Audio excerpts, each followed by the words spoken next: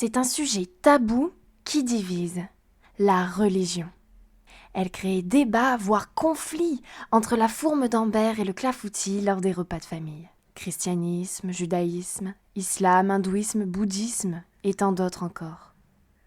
Aujourd'hui, nous avons la chance de pouvoir entrer au cœur de ces religions et de leurs histoires. La quête n'est jamais finie. Ce sont les mots de notre invité du jour, mais je te laisse les découvrir par toi-même. Et pour ça, faut que t'écoutes Alban Allois.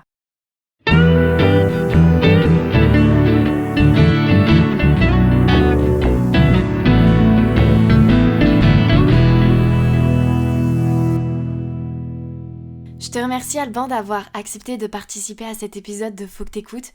Je suis très heureuse de pouvoir le faire avec toi. Avec grand plaisir, merci à toi pour ton invitation. La première question que j'aimerais te poser, c'est une question qui est un petit peu personnelle, car j'aimerais te demander qu'est-ce qui t'a amené à t'intéresser aux religions ? Alors, voilà, moi je ne suis pas d'une famille religieuse à la base. J'ai une famille qui a eu une éducation religieuse parce que l'époque le voulait. On allait au caté, on allait à la messe. Mais mes parents ne nous ont pas transmis à mon frère et moi cette éducation-là. Et moi j'ai découvert la religion très tardivement en fait. J'étais même pas baptisé petit. Mes parents voulaient qu'on ait le choix. Ça je trouve que c'est d'ailleurs quelque chose qui est aussi très fondamental, de laisser le choix à l'enfant. Et d'ailleurs, c'est assez marrant parce qu'aujourd'hui on baptise les enfants petits, ce qui est une tradition qui est née au Moyen-Âge, parce qu'on avait peur que si les enfants mouraient sans être baptisés, ils n'aillent pas au paradis. Donc on les baptisait dès la naissance. Ça s'explique par le contexte. Mais si en fait on en revient à la tradition chrétienne originelle, Jésus a été baptisé à l'âge de 30 ans. Donc voilà, moi j'ai pas été baptisé petit, et puis j'ai vraiment découvert la religion quand je suis arrivé au collège, dans un collège catholique. Et donc c'est là où vraiment j'étais confronté à la religion pour la première fois. Il y avait la messe tous les vendredis, qui n'est pas obligatoire, mais moi j'avais des amis qui y allaient, donc petit à petit je me suis intéressé, je me suis questionné, et puis pour comprendre j'aimais bien aller au contact. C'est comme ça que j'ai découvert le christianisme, le catholicisme en particulier, et ensuite j'ai demandé le baptême. Voilà, parce que j'ai vraiment été touché, et puis pour la première fois je me posais la question de est-ce qu'il y a quelque chose au-dessus de nous, d'où on vient, le sens de la vie, où on va. Ça, c'était toutes des questions qui sont venues à ce moment-là, et qui ont fait que j'ai commencé justement un cheminement spirituel, religieux. J'ai fait donc les 3 sacrements de ce qu'on appelle le sacrement d'initiation, qui font rentrer dans la vie chrétienne, catholique. Puis ensuite, je me destinais pendant un temps à être prêtre. Je voulais être prêtre. Je sentais vraiment l'appel à consacrer ma vie tout à la fois à ce principe supérieur, qui est Dieu, principe d'amour, principe de bienveillance, de pardon, de miséricorde, et en même temps aux autres, dans un don de soi. Et j'admirais beaucoup tous ces prêtres, tous ces moines, tous ces religieux qui avaient donné leur vie comme ça, même certains jusqu'au martyr. Je trouvais ça formidable. Je pense que ce qui me touchait beaucoup, au-delà du fait de donner sa vie pour Dieu, c'était donner sa vie pour ses convictions. C'est un petit peu la chanson de Brassens, mourir pour des idées. D'ailleurs, lui, il disait mourir pour des idées. Moi, j'ai failli mourir de ne l'avoir pas eu. Donc, j'ai toujours trouvé que c'était très beau, en fait, d'être engagé et jusqu'au bout, pleinement. Et puis ensuite, mon parcours s'est poursuivi comme ça, en chrétien, en croyant, en pratiquant. Et puis par contre, au lycée, quand j'ai fait mon coming out, gay, là, il y a eu friction avec l'église. Et c'est là où vraiment il y a eu une profonde rupture avec l'église dans un premier temps. J'y suis revenu un petit peu par la suite, mais j'arrivais pas à concilier en fait les deux. Pour moi, il fallait soit être chrétien, soit être gay. Tu peux pas être les deux. Parce que c'est ce que l'église faisait entendre. C'est pas que l'église rejette les homosexuels, c'est que l'église leur demande de changer. Mais quand tu n'as déjà pas choisi ce que tu es, tu peux pas changer. Parce que l'église se base sur l'idée qu'on choisit d'être gay. Sauf que, l'église, parce que c'est ce que j'ai vécu, mais les religions de manière générale en fait, toutes pensent et partent du principe qu'on choisit sa sexualité. Or, c'est pas vrai. C'est complètement faux. Donc quand tu ne choisis pas d'être ce que tu es, et crois-moi que si on pouvait choisir, on choisirait mieux, parce que subir les pressions, les insultes, la discrimination, qui veut ça ? Personne veut ça. À partir de ce moment-là, quand il y a eu cette rupture, j'ai gardé quand même une certaine spiritualité, une certaine foi, qui pendant un temps ne s'est pas exprimée au travers d'une religion, et puis ensuite j'ai découvert quand j'étais à la fac l'islam. L'islam m'attirait beaucoup. L'Orient de manière générale m'attire beaucoup. Je trouvais dans l'islam une résonance profonde avec ce que je croyais. Alors j'ai été musulman pendant 2 ans, et là pareil pour les mêmes raisons, je me suis écarté de l'islam, parce qu'il y avait une incompatibilité avec ce que je suis et avec la religion. Du coup voilà, aujourd'hui j'ai une spiritualité qui se rapproche beaucoup de l'hindouisme, parce que j'aime beaucoup l'hindouisme, j'aime beaucoup l'extrême-orient, l'Asie, mais sans pour autant appartenir à une religion. Et je crois que c'est pas forcément nécessaire. Et alors, pour qu'on parte tous sur de bonnes bases, est-ce que tu peux nous expliquer très concrètement qu'est-ce qu'une religion ? Ça c'est une bonne question. Je pense que pour y répondre, il faut vraiment revenir à plusieurs choses. Déjà, moi j'aime beaucoup la définition que donne René Guénon, qui est un orientaliste du XXe siècle. Lui, il part d'un principe, il part de ce qu'il appelle le préjugé classique. C'est-à-dire que à la Renaissance, on va redécouvrir la culture gréco-romaine et on va partir du principe que toutes les civilisations sont issues de cette base-là. Et dans cette conception-là, la religion a une place fondamentale, mais au sens latin, religare, relier. Et la question que pose Guénon, c'est oui, relier, d'accord, mais relier quoi ? Relier quoi et quoi ? Est-ce que ça relie les hommes entre eux ? Est-ce que la religion relie les hommes entre eux ? Ou est-ce que la religion relie l'homme à un principe supérieur ? Pour lui, la réponse, elle est très claire, c'est que pour les Grecs et les Romains, c'est un lien qui se fait d'humain à humain. La religion, à ce moment-là, est vraiment partie prenante de la vie sociale, de la vie politique. Honorer les dieux, c'est une manière de s'assurer la paix, une manière de s'assurer la victoire en temps de guerre, la prospérité, etc. etc. Et d'ailleurs, en Grèce, chaque ville, chaque cité-État a un dieu protecteur. Athéna pour Athènes, ou plein d'autres. Et la religion va avoir une place très sociale, et même les fêtes religieuses sont des moments, notamment pour les aristocrates, d'opter pour une attitude ostentatoire, montrer leur richesse, s'assurer une place sociale importante. Une manière de se faire bien voir aussi, en finançant les banquets, en nourrissant les pauvres, etc. Donc c'est une manière d'asseoir son autorité. Et pour Rome, ça va être vrai aussi, et ce qui va être d'autant plus vrai, c'est que l'empereur lui-même, donc le dirigeant lui-même, va être divinisé. On va rendre un culte à l'empereur. Donc là, encore une fois, c'est aussi une manière de légitimer son autorité et sa place, finalement. Donc la religion a une place profondément politique, ce qui va un petit peu disparaître avec le christianisme, puisque ce lien entre les individus, même s'il reste important, il va être relégué à un second rang, et ce qui va primer, ça va être vraiment le lien entre les individus et Dieu, les croyants et l'objet de leur foi. Voilà la grande différence. Mais la religion, on peut aussi l'expliquer par un ensemble de dogmes, de règles, qui font que si tu n'y crois pas, tu n'es pas dans la religion, tu n'appartiens pas à la religion. Chez les catholiques, par exemple, si tu ne crois pas à la présence réelle du Christ dans l'Eucharistie, tu n'es pas catholique. De manière plus générale, si tu ne crois pas que Jésus est le Fils de Dieu, tu n'es pas chrétien.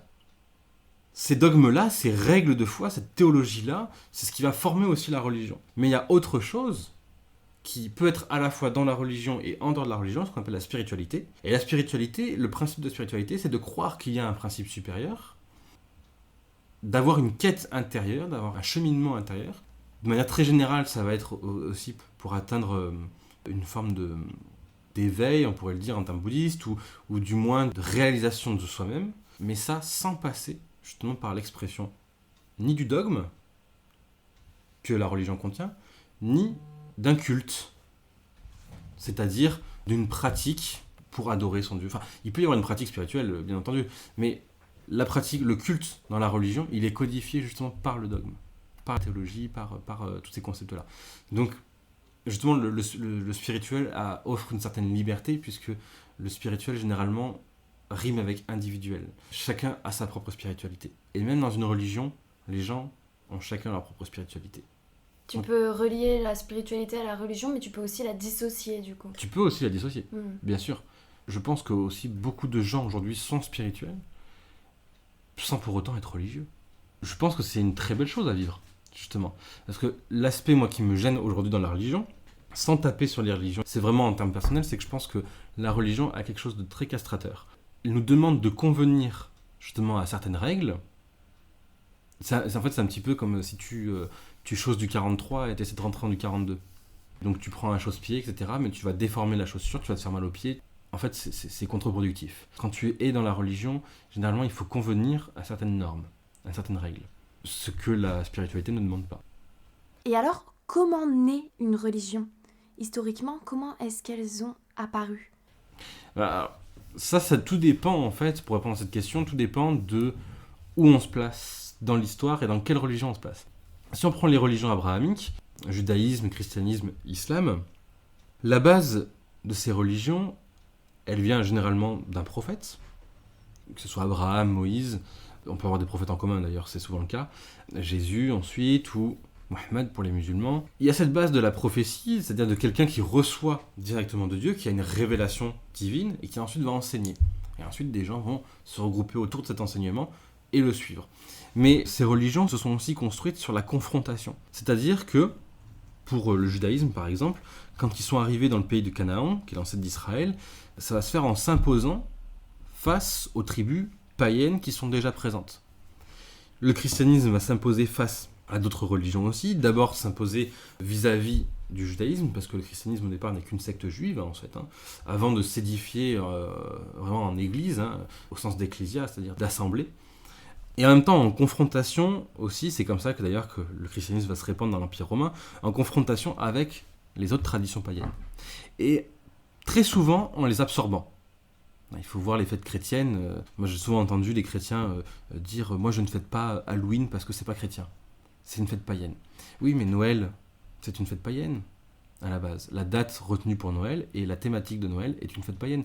Pâques, à la base, c'est une fête païenne, également. Une fête du printemps, une fête de la Renaissance, une fête de la résurrection, de la nature qui revit après la mort thématisée par l'hiver. Donc voilà, la religion chrétienne s'est aussi imposée comme ça. Et pour l'islam, c'est aussi vrai, dans une moindre mesure, puisque l'islam a beaucoup moins absorbé les pratiques déjà existantes, mais l'islam s'est construit en réponse aussi, à la fois aux chrétiens et aux juifs, et en même temps s'est imposé face à des cultures païennes. Quand l'islam naît au 7e siècle, on est dans des sociétés tribales qui ont des pratiques païennes, notamment à la Mecque, et donc l'islam va s'imposer face à ça, et en réponse à ça. Ce qui, pour le coup, ne sera pas vrai, ce que j'ai établi là, ne sera pas vrai pour l'hindouisme, le bouddhisme, le shintoïsme ou le taoïsme, par exemple. Généralement, là, alors, pour le taoïsme et le bouddhisme, on part notamment d'enseignements de certaines personnes qui ont enseigné par leur propre cheminement, par leur propre découverte, par leur propre vie, en fait, avec des quêtes qui étaient bien à eux, et ensuite, ce qu'ils ont trouvé, ils l'ont enseigné. Donc, il n'y a pas réellement de révélation en soi. C'est vraiment ce qui distingue aussi les religions du livre des autres religions. Il n'y a pas forcément de révélation en soi. Ce qui n'est pas tout à fait vrai pour le coup pour l'hindouisme, parce que l'hindouisme, on pourrait dire, est un mélange des deux. Il y a quelque chose de mythologique dans l'hindouisme où on va dire que certaines choses, comme le yoga, vont être enseignées par certains dieux, Shiva notamment, et en même temps, toute une tradition qui s'inscrit sur la base seule de l'enseignement de maître à disciple, où on va petit à petit découvrir des principes. On lit ça dans les Upanishads, qui sont vraiment les textes philosophiques de l'hindouisme, où il y a vraiment cette quête des maîtres qui vont avoir une vie ascétique. Et qui, dans cette vie ascétique, pour le coup, vont vraiment atteindre certaines vérités. Une modification de leur conscience, jusqu'à atteindre une forme d'éveil, voire une forme d'extinction, ce qu'on appelle nirvana, et qui, à partir de là, vont se mettre à enseigner. Il y a peut-être même plus de proximité entre l'hindouisme et la philosophie grecque qu'entre l'hindouisme et les religions abrahamiques. D'ailleurs, on retrouve souvent cette idée que pour vraiment connaître, il ne faut rien savoir. Un disciple un jour qui vient voir son maître et qui lui dit « J'ai appris tous les textes religieux. Je connais tous les textes religieux. J'applique tout, à la lettre. Qu'est-ce qui me manque ?» Et son maître, il lui dit « Ce qui te manque, c'est l'ignorance. Si tu veux remplir ta coupe, en quelque sorte, il faut déjà la vider. » Ce que dira Socrate quelques siècles après, tout ce que je sais, c'est que je ne sais rien. Ces différences entre ces grands types de religions et de courants de pensée, tu l'expliques par le fait qu'il y ait une réelle différence de culture entre l'Orient et l'Occident.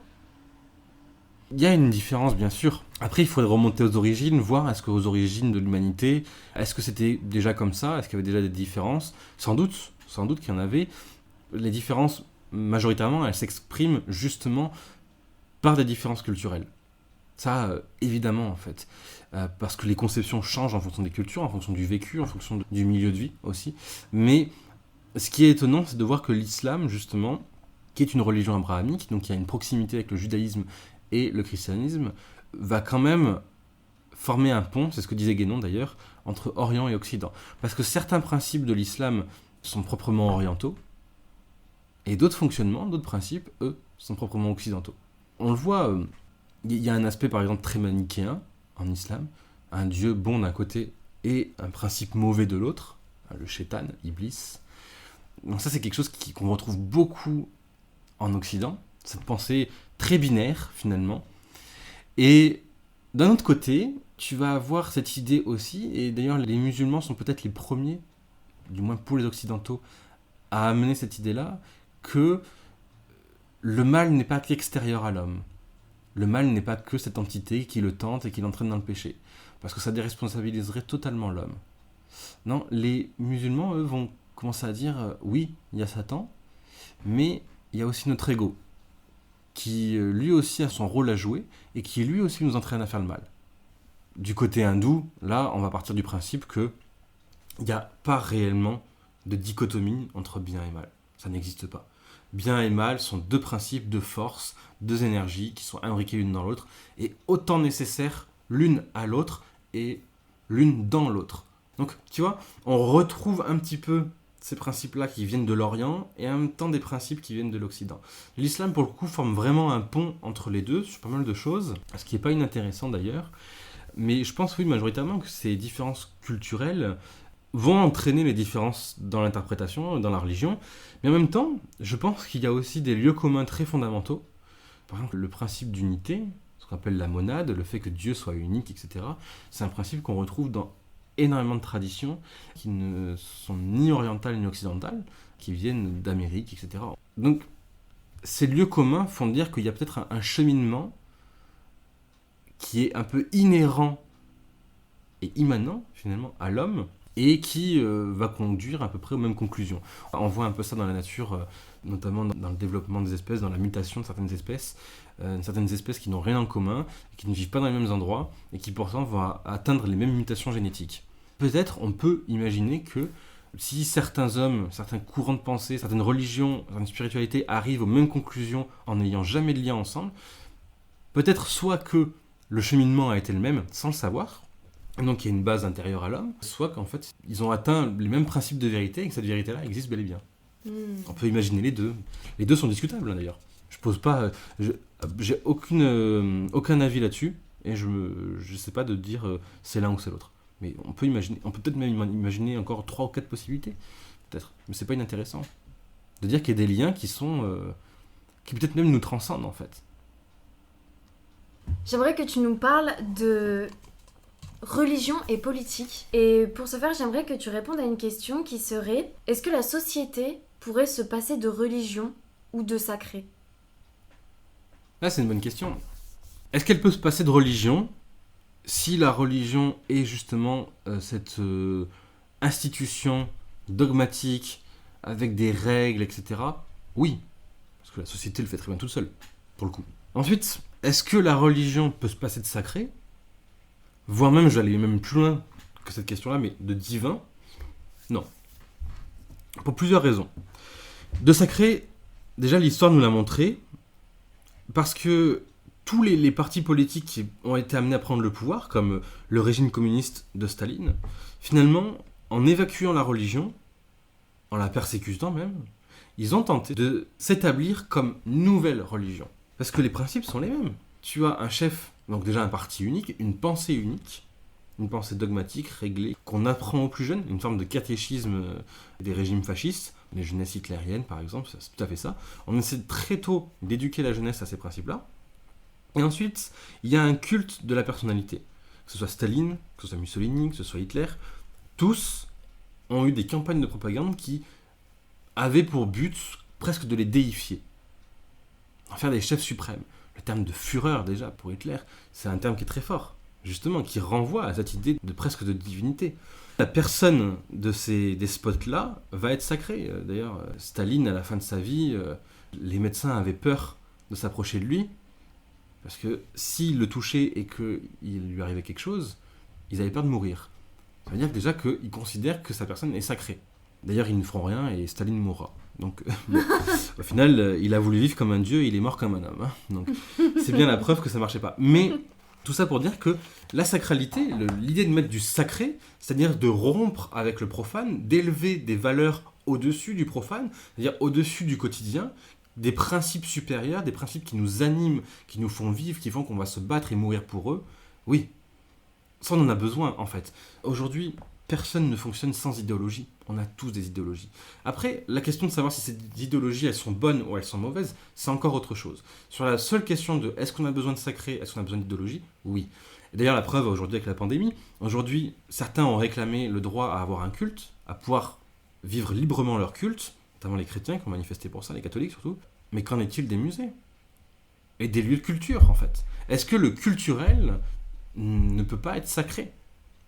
Est-ce qu'il n'y a pas de sacralité dans l'art? Je pense que si.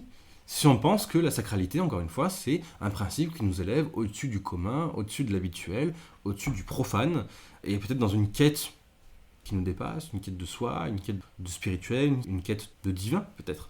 Et je pense que pour le coup, l'art est quelque chose qui nourrit les individus au même titre que la religion. Après, on peut aussi aller plus loin en disant il y a de l'art sacré.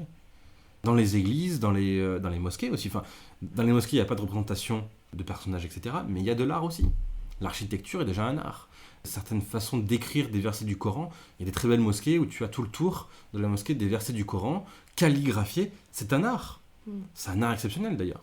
La façon dont sont peintes les mosquées à l'intérieur, les arabesques, etc., c'est magnifique. Il y a une forme d'art. Et cet art-là, pourquoi est-ce qu'il est présent dans les lieux religieux? Parce qu'il est là pour aider les fidèles à prier. Et pourquoi est-ce que les catholiques et les orthodoxes, par exemple, ont une liturgie, notamment de la messe ou des heures, autant travaillée, où le chant est autant présent? Parce que l'art est quelque chose qui nous élève. Donc oui, si c'est quelque chose qui nous élève, ça veut dire que l'art contient déjà en substance quelque chose de sacré. Bien évidemment. Donc pour répondre à ta question, je pense qu'on peut se passer évidemment de religion, mais on ne peut pas se passer de sacré. À ton avis, est-ce que la religion pourrait être associée à une quête de repères identitaires? Oui, bien sûr. De toute façon, la religion fait partie de l'identité des individus. C'est quelque chose qui fait partie de ton identité. Au même titre que le culturel. Parce que la religion va prendre une place importante pour le pratiquant. Hein, c'est pas seulement quelques fois dans l'année. Non, c'est pour le pratiquant, c'est tous les jours. Son lien à sa foi, à son Dieu, c'est fondamental. Donc ça fait partie de son identité. Et puis, d'autant plus quand... je pense quand tu es dans un pays où la religion majoritaire n'est pas la tienne. Juif ou musulman en France par exemple, l'identité est d'autant plus forte que là ton identité se voit dans ta façon de vivre, de manger, de dormir, de sortir de chez toi. Parce que juifs comme musulmans disent une invocation, une petite prière pour chaque chose qu'ils font, avant de rentrer aux toilettes, en sortant de chez soi, en mangeant.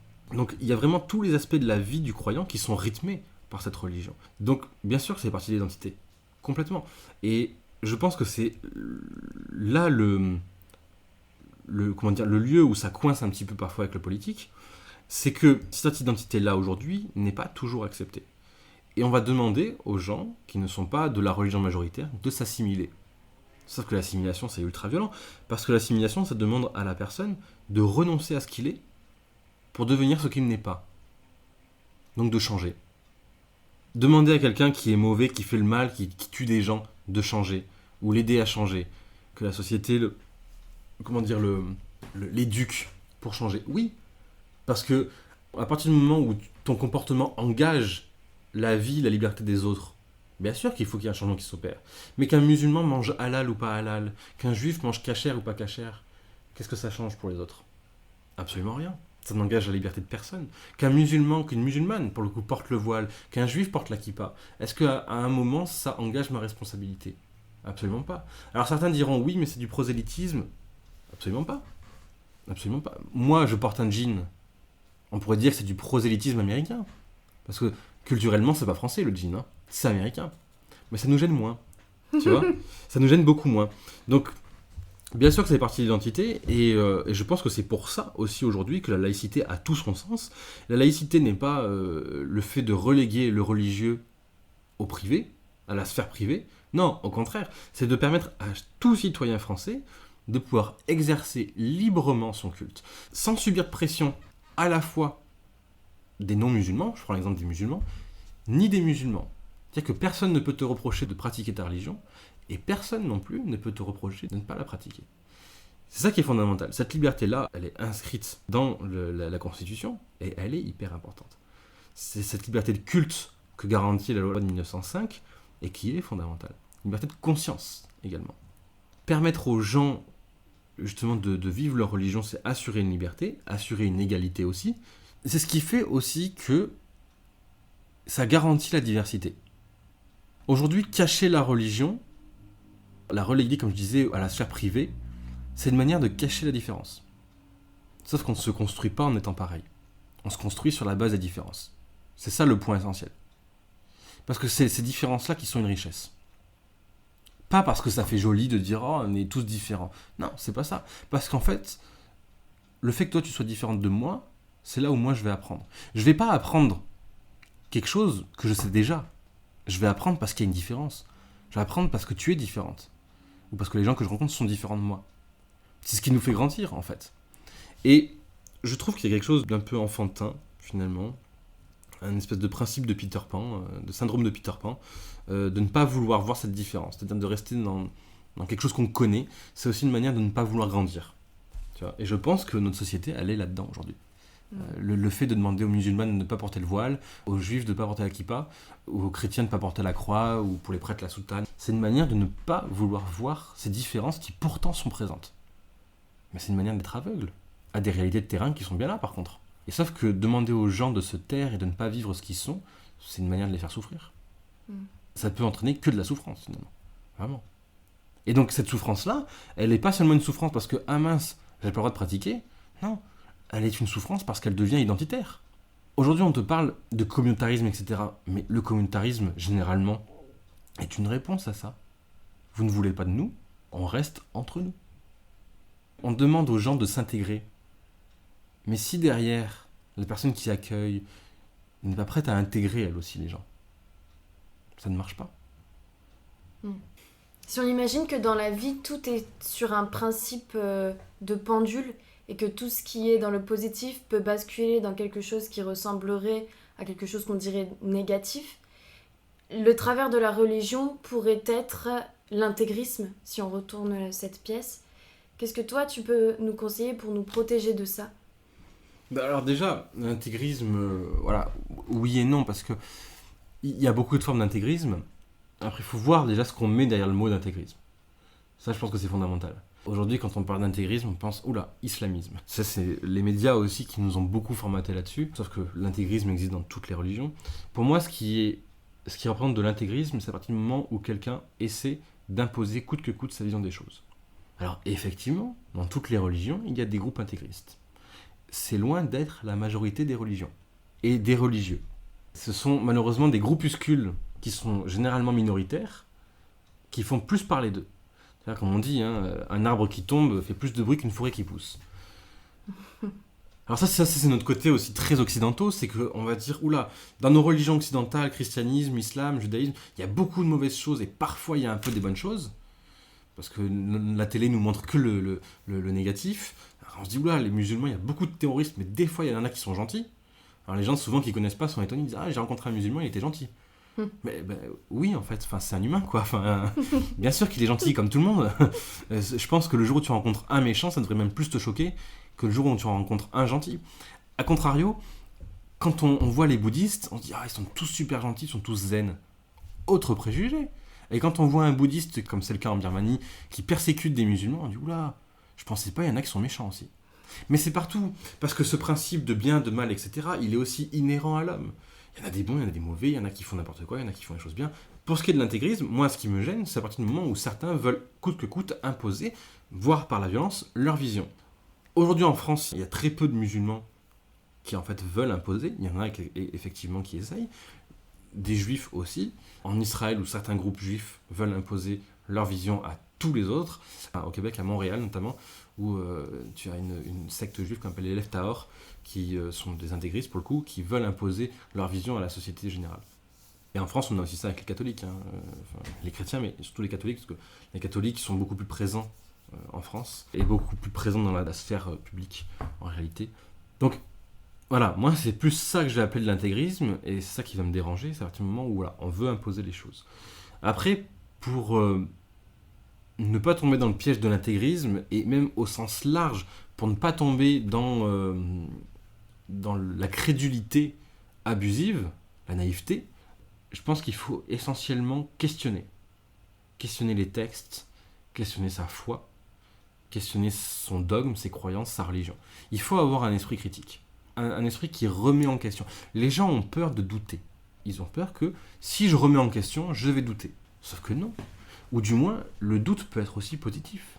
Si tu doutes de quelque chose, si quand par exemple, je sais pas, je prends un exemple tout bête, tu écris une dissertation, à un moment tu vas peut-être douter en te disant est-ce que j'ai bien fait de dire ça? Est-ce que ça s'est pas mal dit? Même dans nos vies professionnelles, souvent on se dit est-ce que j'ai bien fait de faire ce choix de vie là? Est-ce que j'aurais pas pu faire ça à la place? Est-ce que j'aurais pas mieux fait de faire autre chose? Le simple fait qu'on se pose des questions, ça veut dire que déjà, intérieurement, on est vivant. Il y a un mouvement permanent. Ça, c'est la preuve qu'on est vivant. C'est la preuve qu'on est des êtres de raison aussi.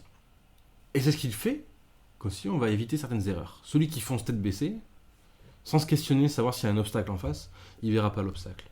Donc il fonce dedans. Si on se questionne et qu'on se dit « Ah, qu'est-ce que je fais? Où je vais ?»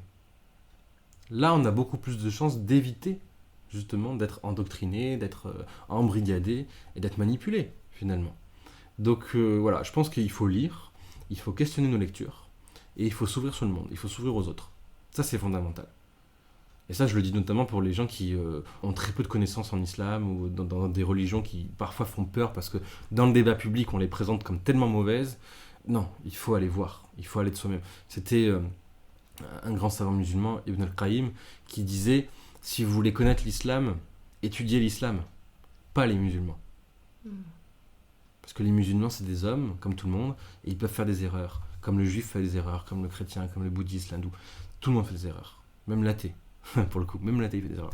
Donc, tout ça pour dire que il faut aller lire les textes, même quand on n'est pas croyant, même quand c'est pas de sa religion, il faut aller lire. Et se questionner.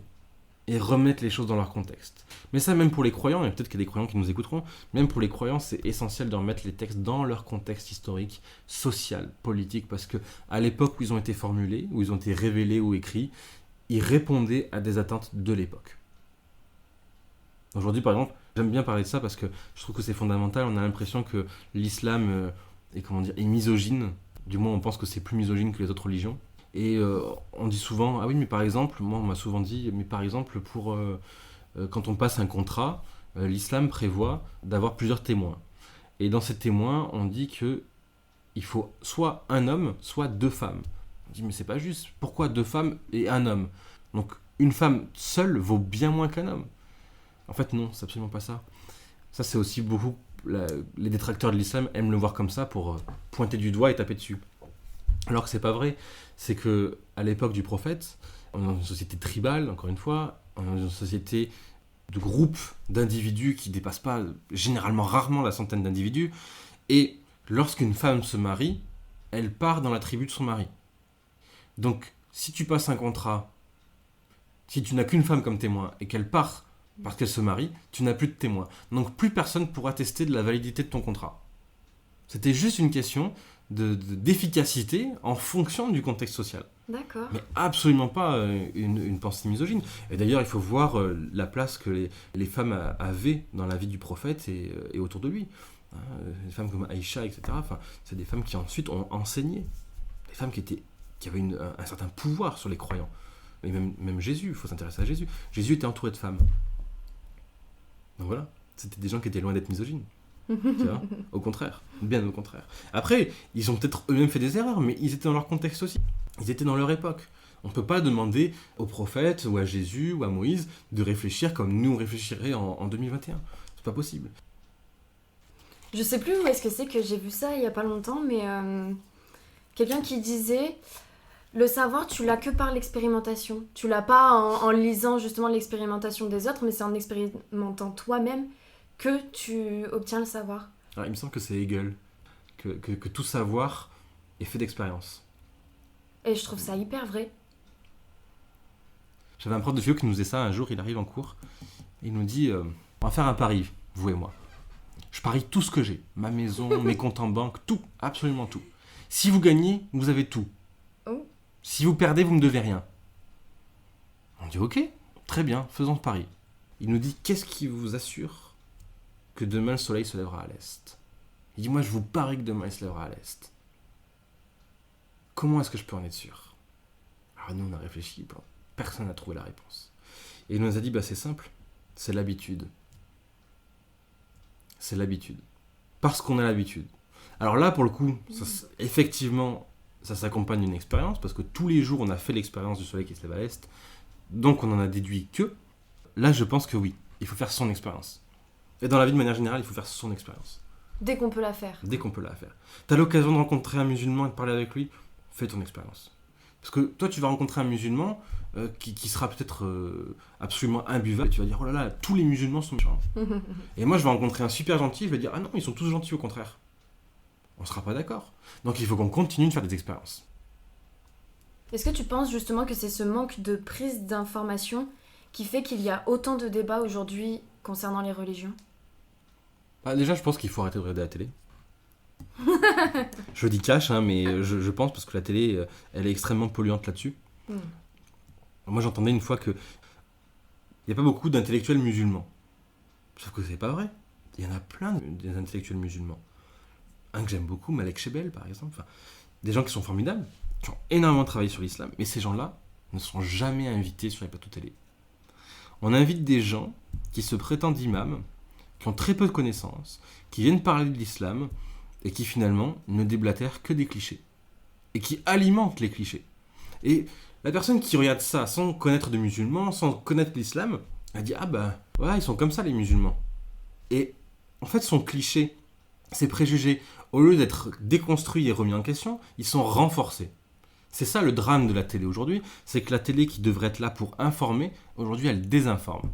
Et elle sert aussi un petit peu d'embrayage, j'ai envie de dire, politique, en fonction des gouvernements, en fonction des affinités. Bon, on va pas rentrer dans ce débat-là, mais bon, c'est une réalité en tout cas. Il faut aller voir, il faut aller se renseigner, il faut aller se documenter, et il faut arrêter d'écouter ce qu'on nous dit. Parce que ce que je disais tout à l'heure pour éviter l'intégrisme, d'avoir de l'esprit critique, il faut aussi l'avoir dans l'autre sens. L'intégrisme n'est pas que religieux.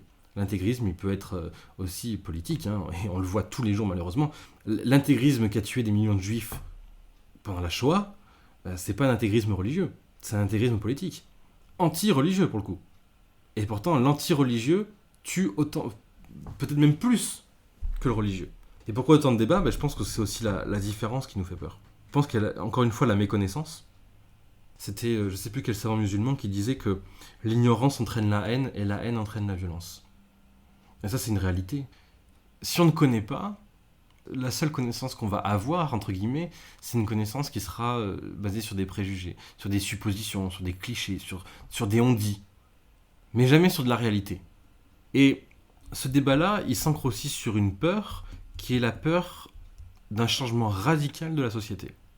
Sauf que toutes les sociétés ont été amenées non seulement à évoluer, l'histoire est un mouvement en fait, le temps est un mouvement. Une société qui veut rester statique, c'est sûr qu'elle va se détruire. Mais elle va pas se détruire parce que les autres vont l'envahir, comme le mythe du grand remplacement le laisse entendre. Elle va se détruire parce qu'elle reste tellement ancrée sur ses vieux principes qu'elle n'évolue pas. J'aime bien prendre cet exemple. Aujourd'hui, dans les zones sismiques, on fait des bâtiments dont les piliers bougent en fonction du mouvement des plaques, pour justement éviter que le bâtiment s'effondre. Si le bâtiment est statique, les plaques bougent, il s'effondre. Les sociétés, c'est pareil. Si la société n'accepte pas un certain mouvement, et donc une certaine auto-remise en question, elle s'effondre. Mais c'est ça qui fait que les sociétés s'effondrent. C'est absolument pas le fait que du jour au lendemain, il y ait de l'immigration, qu'il y ait de la nouveauté, qu'il y ait l'émergence de nouvelles religions, de nouvelles normes sociales, de nouvelles conceptions de la famille, etc. C'est pas ça qui est d'être une société. Les hétéronormatifs, comme je les appelle, qui défendent l'idée d'une famille, un papa, une maman, parce qu'ils ont peur que justement les principes de la société soient chamboulés, c'est des gens qui ne comprennent pas que justement l'homosexualité ou l'homoparentalité ne remet absolument pas en question leur homosexualité à eux, leur hétérosexualité à eux, pardon. Pourquoi? Parce que la personne qui est homosexuelle, de toute façon, elle est homosexuelle. Elle ne changera pas. Et si elle change pour convenir à la société, elle sera malheureuse. Mais le fait qu'il y ait des homosexuels Ça n'a jamais empêché les hétérosexuels d'être hétérosexuels. Ça ne les a jamais empêchés d'avoir des enfants. Le fait de permettre à un couple homo de se marier et d'adopter, ça n'a jamais empêché les autres couples non homo de se marier et d'avoir des enfants. Donc à aucun moment, ça ne les menace. La menace, elle est dans leur tête. Si on adoptait une plus grande souplesse d'esprit, on serait plus fort, finalement. Ah bien sûr, complètement. Nos sociétés se sont construites sur la base de certains hommes, sur la base d'idéologies, et ces idéologies qui viennent de certains hommes, justement, elles peuvent être mises en question parce qu'elles ont des limites. Elles ont de grosses limites. On le voit aujourd'hui avec le capitalisme. On a voulu produire en masse, sans tenir compte des enjeux énergétiques, des enjeux écologiques, etc. Aujourd'hui, qu'on le veuille ou non, qu'on soit climato-sceptique ou non, il y a une réalité qui est là. C'est qu'il y a un réchauffement. Donc, c'est qu'il y a une menace. Qu'on le veuille ou non, qu'on la voit ou non, la menace, elle est là. Tu as une voiture qui arrive à 110 km/h sur toi. Soit tu regardes et tu dis « Oula, je me décale, donc j'agis. » Soit « Ah non, je vois rien. » Tu fermes les yeux. Ça t'empêchera pas de te faire écraser, hein, de fermer les yeux. Par contre, agir, donc remettre en question ta position, là, ça peut sauver. Quelle est la religion qui compte le plus d'adeptes aujourd'hui dans le monde ? Moi, j'ai pas les chiffres en tête, mais normalement, c'est les chrétiens, toutes églises confondues, qui sont à peu près 2 milliards. Et juste en dessous, on a les musulmans, qui sont 1,5 milliard, 1,8 milliard, je crois. Et ensuite, les hindous, je crois. Après, ça s'explique aussi par la population de l'Inde, hein, qui est la deuxième population la plus importante au monde, après la Chine, si je dis pas de bêtises. Bon, là, je veux pas... c'est pas parole d'expert, parce qu'il faudrait avoir les chiffres sous les yeux. Ça nous donne une petite idée... Oui, exactement. Si j'ai bien suivi, l'hindou, c'est un courant de pensée, l'hindouisme. L'hindouisme, ça reste une religion. Ah, ok. Alors, il y a un aspect religieux de l'hindouisme dans le sens où il y a un dogme, un culte, ce genre de choses. Mais c'est beaucoup plus vaste que ça. Parce que l'hindouisme est aussi et surtout une spiritualité, un enseignement philosophique. Ça regroupe énormément de principes, en fait. Et je pense même que... C'est vrai qu'on est tenté, nous, un peu des fois, d'expliquer les autres religions, notamment l'hindouisme, avec nos conceptions à nous. Je pense qu'il ne faut même pas tenter de le faire. Parce que l'hindouisme ne rentre absolument pas dans nos conceptions à nous. Et au contraire, pour comprendre l'hindouisme, il faut que nous sortions de nos conceptions. De est-ce que c'est une religion ? Est-ce que c'est une spiritualité ? Est-ce que c'est une philosophie ? C'est peut-être tout ça à la fois, et en même temps, c'est peut-être pas ça non plus. Tu vois ? L'hindouisme, c'est une entité propre, à part. Et à part entière. Et c'est quelque chose qui a une logique pour les orientaux. Pour les occidentaux, ça n'a pas tellement de logique parce que nos cases rationnelles, la façon dont on a morcelé le monde pour le comprendre, n'arrive pas à saisir l'hindouisme. Et justement, ça c'est un fait que nous, les occidentaux, pour comprendre le monde, justement, nous le découpons. On a une vision très souvent qui est binaire. D'un côté le bien, d'un côté le mal. Ça nous rassure aussi d'avoir des repères très établis. Alors que dans l'hindouisme, il n'y a pas cette conception-là. Il n'y a pas de séparation. Rien n'est séparé. Moi, individu, je ne suis jamais séparé du tout. Et le tout n'est jamais séparé de moi. Le bien n'est pas séparé du mal. La vie n'est pas séparée de la mort. Certains maîtres hindous, certains maîtres yogis, au lieu de poser la question de est-ce qu'il y a une vie après la mort, se posent la question de est-ce qu'il y a la vie avant la vie. On se pose toujours qu'est-ce qu'il y a après et qu'est-ce qu'il y a avant. Peut-être qu'il faut déjà répondre à ça pour savoir ce qu'il y a après. À ton avis, quel est l'avenir des religions ? Est-ce que tu penses que l'aspect de la religion pourrait un jour disparaître ? La religion en tant que telle, non, je pense pas. Pour plein de raisons, en fait. C'est quelque chose qui unit quand même des milliards de gens à travers le monde. La religion a toujours existé, sous différentes formes, elle a toujours existé. Depuis qu'on a commencé à honorer nos morts, on a commencé à chercher quelque chose au-delà de nous-mêmes. Un principe supérieur. Et si la religion dans sa forme actuelle est peut-être appelée à se réformer, peut-être, mais disparaître complètement, non. Parce qu'il y aura toujours des gens qui croiront, il y aura toujours, à mon avis, des gens qui auront besoin aussi de l'expression de cette croyance à travers le culte. Mais en fait, c'est même se demander, est-ce que les gens penseront toujours ? La religion, finalement, est une forme de pensée et une forme de sagesse, au même titre que la philosophie, au même titre que la spiritualité, que la métaphysique. Donc, il y aura toujours ces quêtes-là. Et peut-être que même si un jour la science apportait une réponse positive, imaginons, il y aurait peut-être encore plus de croyants.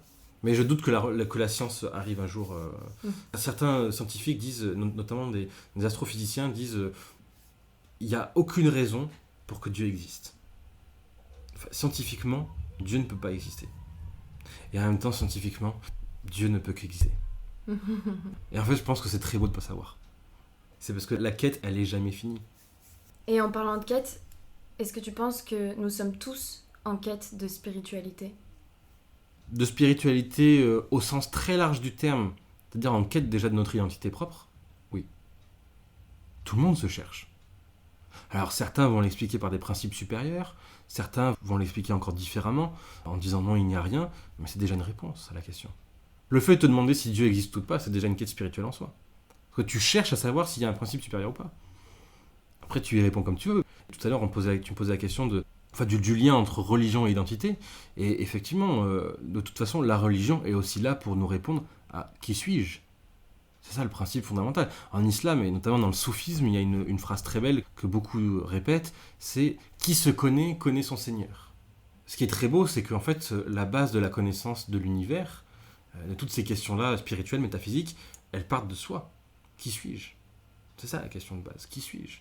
Et ce sera la base aussi de l'hindouisme. L'hindouisme va dire aussi que celui qui se connaît sait qu'il n'est pas un individu séparé, mais qu'il appartient au tout. Et quand il a compris qu'il appartenait au tout, au cosmos, au Brahman, alors il s'est réalisé. Mais ça, à mon avis, ça prend... les hindous diront que ça prend plusieurs vies. Moi, j'espère que ça n'en prendra qu'une seule. Alors, christianisme, islam et judaïsme, eux, diront que c'est vraiment la communion pleine avec Dieu. Vraiment le moment où tu contemples Dieu. Alors, il y a cette idée aussi dans le soufisme, quand même, d'extinction. C'est-à-dire, mon ego s'amoindrit, se détruit totalement et se confond en Dieu. Donc, je trouve ça très très beau. Il faut lire les œuvres de l'émir Abdelkader, qui justement a beaucoup travaillé là-dessus et qui a parlé des 4 morts, les 4 morts de l'être. Et notamment la dernière mort, qui n'est pas une mort physique, mais qui est une mort spirituelle, c'est mourir à soi-même, c'est-à-dire l'anéantissement total de soi, pour se confondre, pour disparaître dans le principe même de l'amour qui est Dieu. Ne devenir qu'amour, n'appartenir qu'au tout. On va tout doucement arriver sur la fin de cet enregistrement. Est-ce que tu as envie de dire quelque chose qu'on aurait oublié, qu'on n'aurait pas dit ? Je pense que voilà, s'il y a bien une chose qu'il faut retenir, c'est vraiment aller à la rencontre des gens. Je pense que ça c'est fondamental. D'aller faire l'expérience, justement, des religions, aller rencontrer des gens. Moi, c'est comme ça que... Enfin, ce qui est étonnant, c'est que moi, je me suis intéressé aux religions parce que j'avais cette quête de Dieu en moi, cette quête spirituelle en moi, et en fait, j'ai découvert beaucoup d'amis. Je me suis fait beaucoup d'amis. Et je me suis fait des amis chez les chrétiens, chez les musulmans. Alors, j'ai pas été juif et je me suis pas converti au judaïsme, mais j'ai beaucoup d'amis juifs. Parce que je me suis tellement intéressé au judaïsme, je suis tellement allé dans les synagogues, tout ça, que j'ai des amis rabbins aujourd'hui. Et en fait, c'est là que tu vois que... Ensuite, le fait d'avoir une copine qui porte le voile, un ami qui porte la kippa, en fait, c'est des questions qui sont secondaires. C'est avant tout tes amis. Et tu te rends compte que, ok, on a des différences religieuses, on croit pas en la même chose, certains croient pas d'ailleurs, mais en fait, humainement, on est les mêmes, quoi. Et on veut les mêmes choses. Finalement, qu'est-ce qu'on veut ? On veut être heureux. C'est tout ce qu'on demande. Donc, je crois que la base, elle est là. En fait, tout est dit, en fait. Tout est dit. Et moi, c'est aussi une chose, parce que je l'ai pas dit encore, mais j'ai fait partie de l'association Coexister. Et Coexister se base justement là-dessus, sur le fait de créer du lien entre personnes de conviction. Alors, on insiste sur la conviction et non pas sur la religion. On n'a pas que des gens qui sont croyants, qui sont religieux. On a aussi des athées, des agnostiques. Mais le but, en fait, au-delà de ça, c'est de se rendre compte qu'on est différents, mais que c'est là où c'est important dans les mots qu'on emploie. C'est pas malgré nos différences on peut agir, c'est avec nos différences on peut agir. Et c'est ça qui est essentiel. Parce que je crois que aussi aujourd'hui, quand on voit l'immigration qu'il y a, et j'insiste là-dessus, non pas dans le sens on se fait envahir, mais dans le sens plutôt si des gens sont contraints et forcés de quitter leur pays, de quitter leur maison et parfois leur famille, c'est qu'il y a des crises humaines extrêmement importantes. Donc quand on voit ça, quand on voit les gens qui meurent de faim, de maladies, etc., et on est dans un contexte pandémique qui nous rappelle aussi tout ça, et qui nous rappelle qu'on n'est pas éternel, et qu'il y a des gens qui souffrent, je crois que l'essentiel, c'est vraiment pas nos différences. Bien au contraire. Merci beaucoup Alban pour cet instant où tu as pu justement nous partager tout ton savoir. J'espère que ça va permettre un petit peu au monde d'agir dans la compassion et de comprendre et d'apprendre sur les autres. Merci beaucoup à toi pour cet entretien. Est-ce que je peux te poser une dernière question que je Dis-moi. pose à tout le monde à la fin de ce podcast? C'est si on a envie de poursuivre ce moment avec toi, qu'est-ce qu'il faudrait qu'on écoute comme musique? Comme musique. J'ai envie de dire de la musique sacrée. Ok. Peut-être de la musique sacrée. Les samas, les chants soufis. Ou oui, pourquoi pas. Pourquoi les samas, les chants soufis, c'est quand même très beau. C'est quelque chose qui élève. Après, voilà, si certains des auditeurs ont envie peut-être d'en voir un peu plus sur ce que je mets, je me permets du coup j'ai créé une page Instagram qui s'appelle Esprit Philo, tout attaché. J'ai pas de grosses prétentions, c'est juste pour faire découvrir un petit peu les religions, les systèmes de pensée, ça. Et souvent, j'ai des gens qui viennent me parler et j'ai des grandes discussions avec eux, c'est hyper intéressant. C'est hyper Super. intéressant. Super. Merci beaucoup. Merci à toi.